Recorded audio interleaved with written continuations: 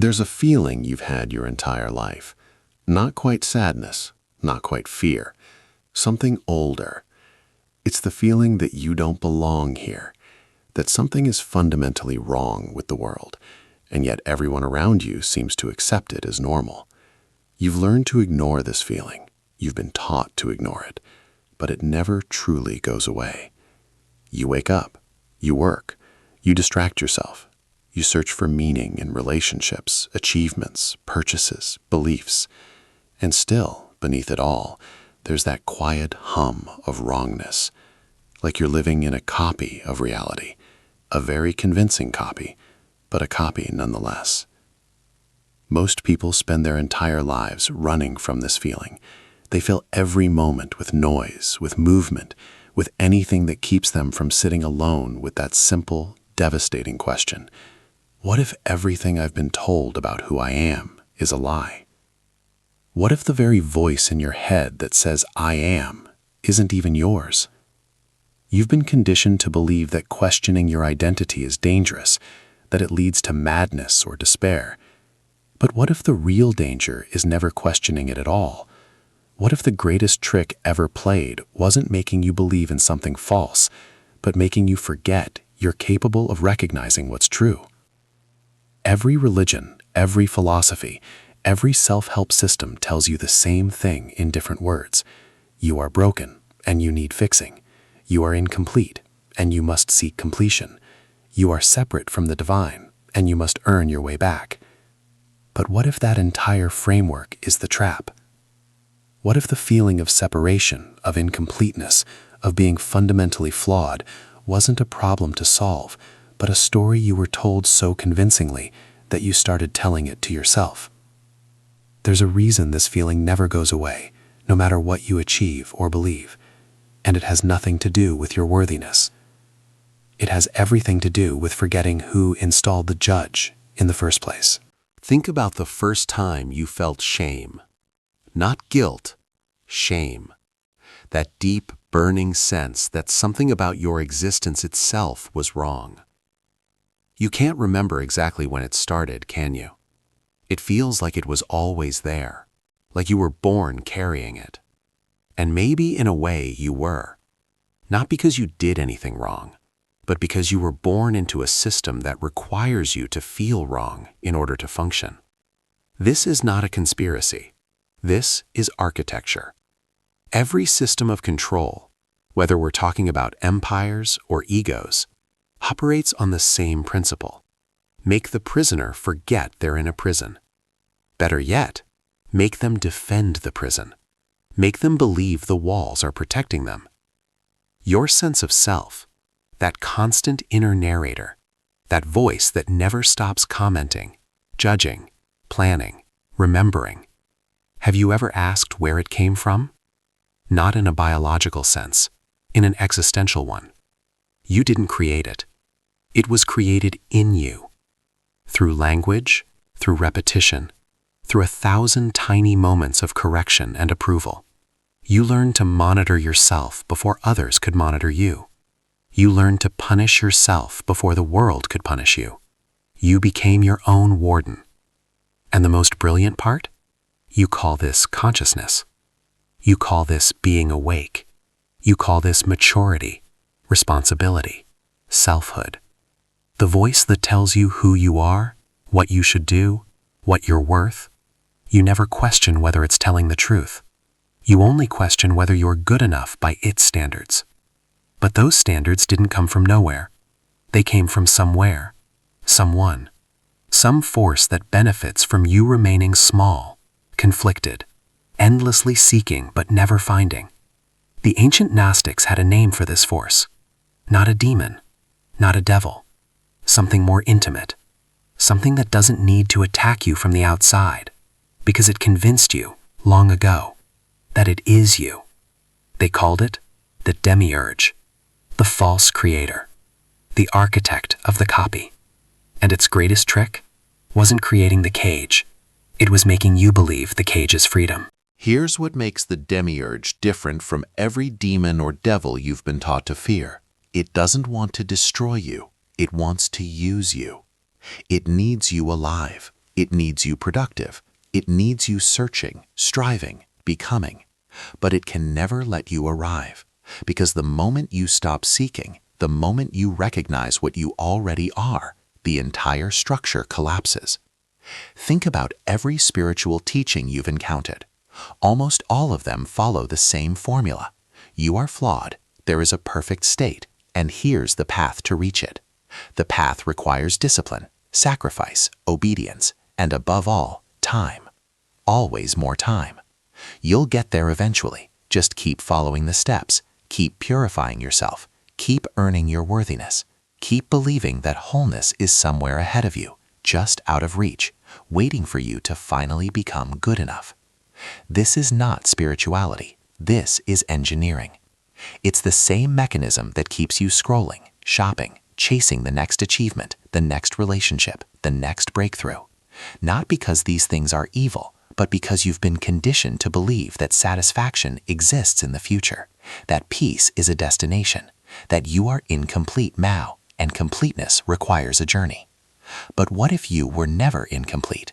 What if the feeling of lack wasn't a truth about you, but a program running in you? The Demiurge doesn't rule through punishment, it rules through promise. It shows you a vision of who you could become, and that vision is always just different enough from who you are now to keep you in motion, keep you striving, keep you small. Because a human who knows their own completeness doesn't need gods, doesn't need saviors, doesn't need systems. And that's the real heresy, not rejecting the divine, but recognizing that the divine was never separate from you in the first place. The Demiurge can survive your doubt, it can survive your anger, it can even survive your rebellion. What it cannot survive is your simple, quiet recognition that you were never broken. And that's why the deepest teachings were always hidden, not to keep knowledge from the unworthy, but to protect the truth from being turned into another system of control. Every morning you look in a mirror and see yourself. But what are you actually seeing? You're seeing a story, a collection of judgments, memories, hopes, fears. You see age, attractiveness, success, failure. You see all the things you've been told matter. And somewhere beneath all of that, barely perceptible, is the one who's looking. But you almost never see that one, because you've been trained to identify with the reflection, not the witness. This is the Demiurge's most elegant trap. It doesn't deny your awareness, it redirects it. It keeps you focused on the content of consciousness, thoughts, emotions, sensations, identities, so you never question consciousness itself. Who is aware of your thoughts? Who watches your emotions rise and fall? Who remains present even when everything you call yourself changes? These aren't rhetorical questions, they're portals. But the moment you get close to them, something interesting happens. The mind floods you with explanations, with concepts, with spiritual frameworks that turn the mystery back into something you can possess, understand, achieve. The ego doesn't die easily, and the Demiurge is nothing if not the perfect ego, the ultimate identity, the voice that says, I am the creator and you are my creation, the voice that makes you forget you're made of the same substance as the creator. In the Gnostic texts, there's a moment that reveals everything. The Demiurge proclaims, I am God and there is no other, not as truth, but as declaration, as claim, as the assertion of a being who mistakes power for divinity. And the tragedy is that we repeat this mistake every single day. We mistake a voice in our head for who we are. We mistake our thoughts for truth. We mistake our sense of separation for reality. The Demiurge doesn't live in some distant realm. It lives in the structure of your self-concept, in the constant need to defend, to prove, to maintain an identity, in the voice that says you're not enough and then offers you a path to become enough. It's not a being, it's a pattern so old, so embedded that it feels like nature itself. But patterns can be seen, and once seen, they lose their power to control you unconsciously. The question is, are you ready to see what's looking through your eyes? You've noticed it, haven't you? The way certain patterns repeat in your life. Different circumstances, different people, but the same essential story playing out again and again. You tell yourself it's coincidence, bad luck, or maybe you blame yourself. If only you were more aware, more healed, more evolved. But what if the repetition isn't a failure? What if it's the structure revealing itself? The Demiurge doesn't create once and walk away.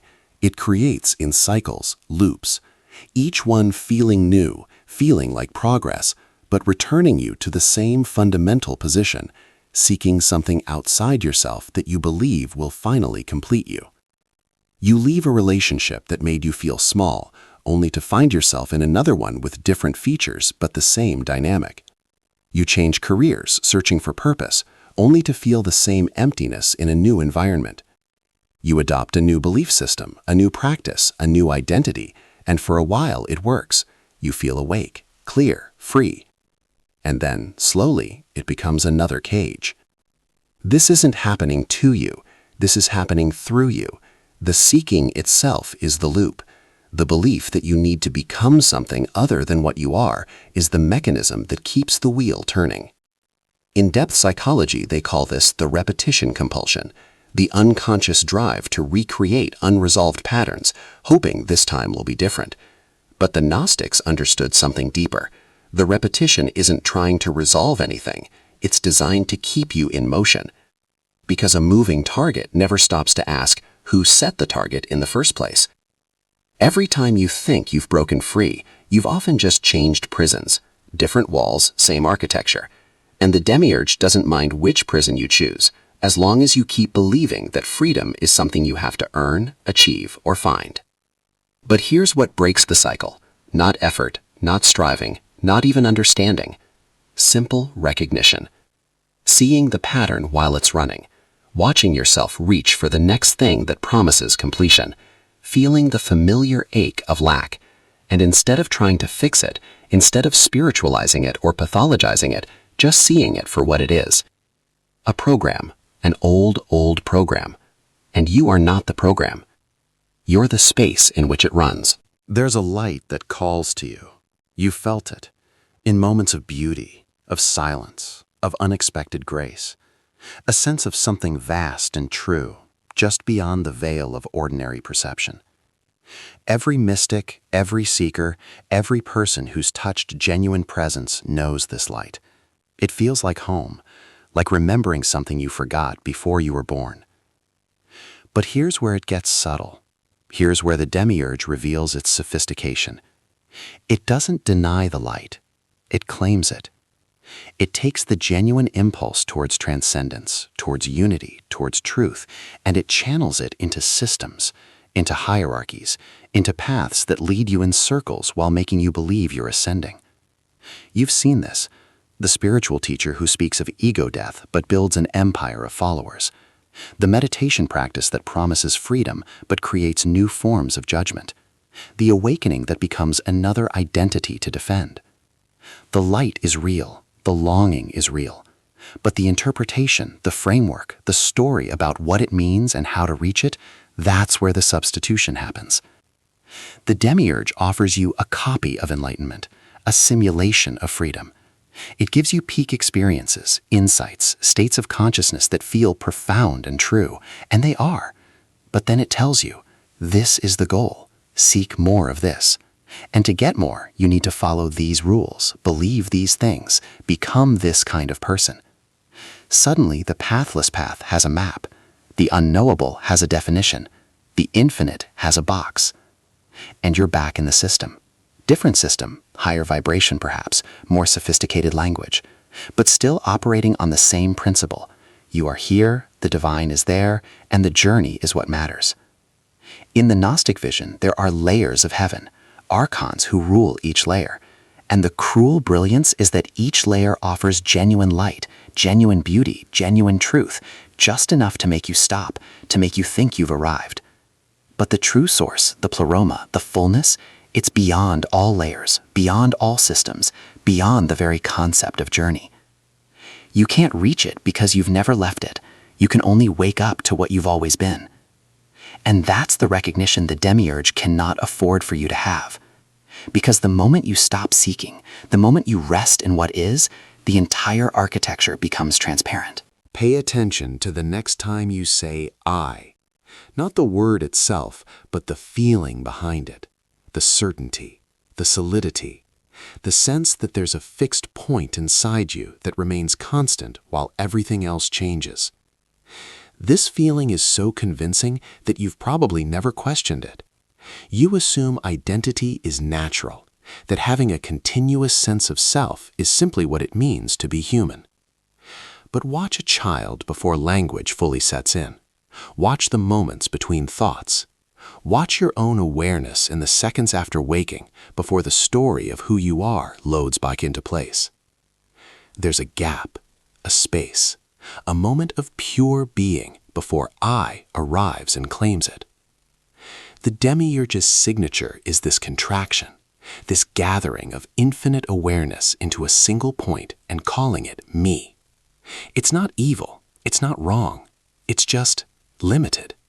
Like taking the entire ocean and believing you're just one wave. And the wave spends its entire existence trying to get back to the ocean, not realizing it never left. Every time you feel lack, you're feeling this contraction. Every time you seek completion, you're believing the story of separation.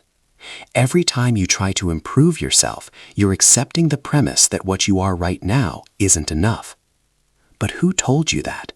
Who was the first voice that said you were insufficient? You can't remember because it happened before memory, before language. It's woven into the very structure of selfhood.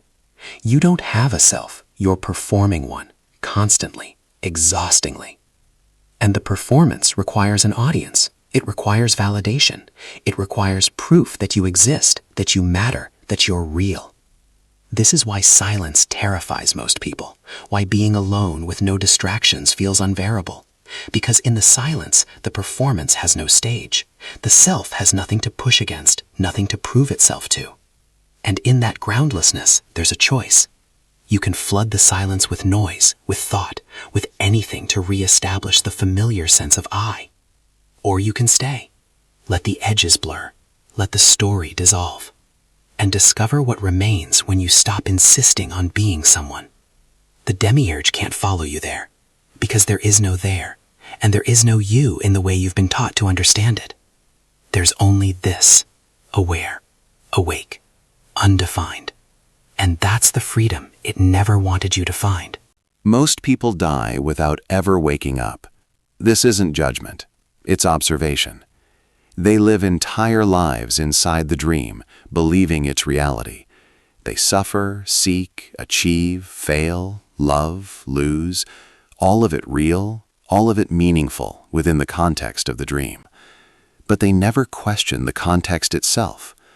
And the cost isn't paid in some afterlife, it's paid now, in the quiet desperation that no achievement silences, in the relationships that promise wholeness but deliver temporary relief, in the constant gnawing sense that life is happening to you, not through you.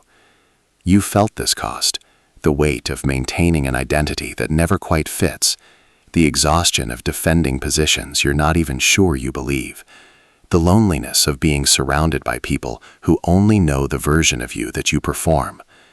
This is what it means to live under the Demiurge's rule, not punishment, not suffering imposed from outside, just the natural consequence of mistaking the map for the territory, the menu for the meal, the story of self for the reality of being.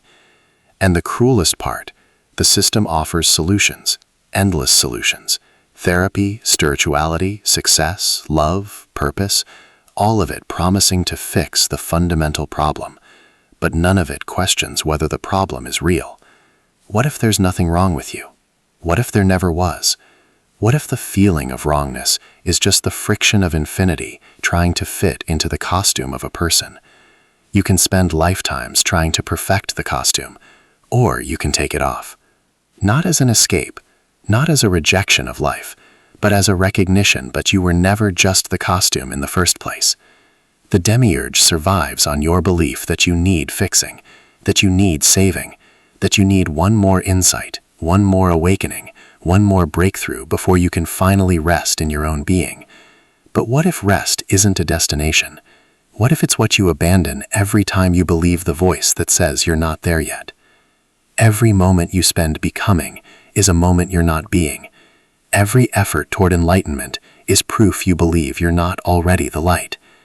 And the question that breaks everything open is this: who is it that needs to wake up? Who is asleep? Who is seeking?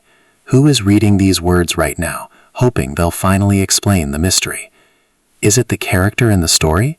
Or is it the awareness that's been watching the whole thing unfold?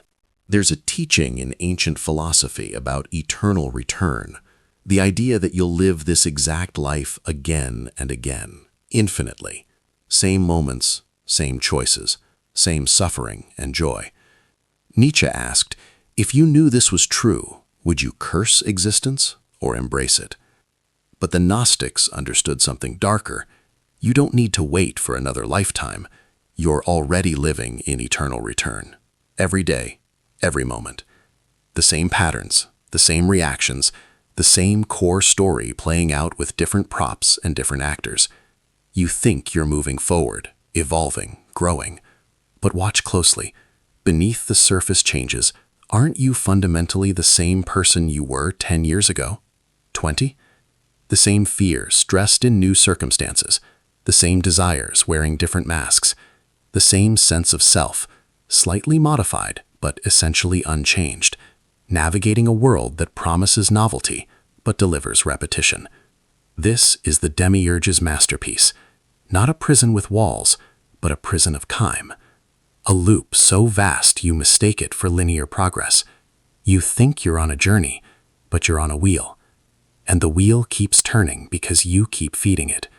Every time you reach for something to complete you, every time you believe the next experience will be the one that finally satisfies, every time you try to become something other than what you are.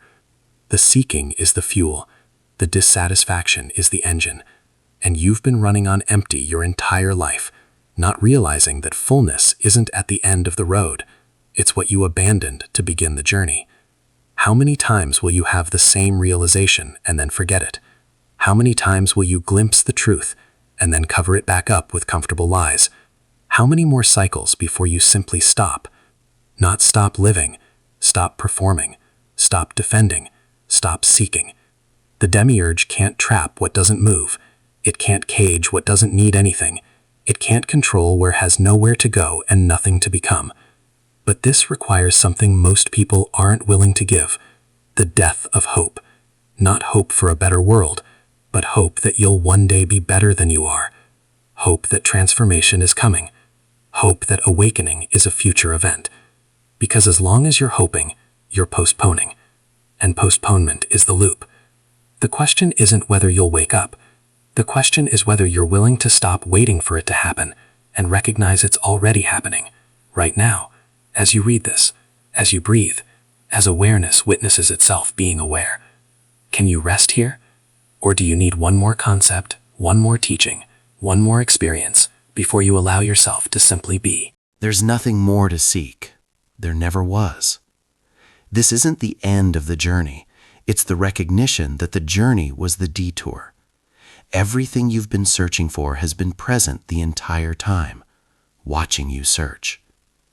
The Demiurge created a world of complexity, of becoming, of endless paths leading to the same place, back to seeking.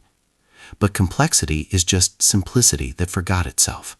Becoming is just being that doesn't recognize its own nature. You are not the thoughts. You are not the emotions.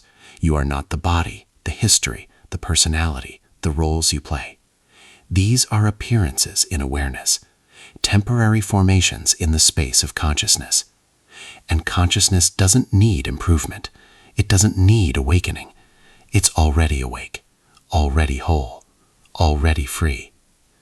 The voice that says otherwise isn't your enemy. It's just an old program running its course. Let it run. Watch it. See it for what it is, a pattern in the vastness, not the vastness itself. The Demiurge's power ends where your identification with thought ends, not because you've defeated it, but because you've seen through the mechanism. You've recognized the architecture. And recognition changes everything without changing anything. Life continues. Thoughts arise. Emotions move through. The world remains the world, But you're no longer trapped inside the story of yourself. You're the space in which all stories appear and dissolve. This isn't transcendence, it's inclusion. It's not about escaping the human experience. It's about recognizing what's experiencing the human. And that recognition doesn't come from effort. It comes from exhaustion, from the simple, humble admission, I don't know who I am, and I don't need to know. Not knowing is the door. Certainty is the cage. The Demiurge promised you knowledge, promised you that understanding would set you free. But freedom isn't found in knowing more. It's found in resting in the mystery, in being the question rather than demanding the answer. You've been looking for yourself your entire life, and the looking has been what's hiding you from yourself. So stop. Not because you've arrived, but because you were never lost. And what remains when the search ends is what was here before it began. Silent, aware,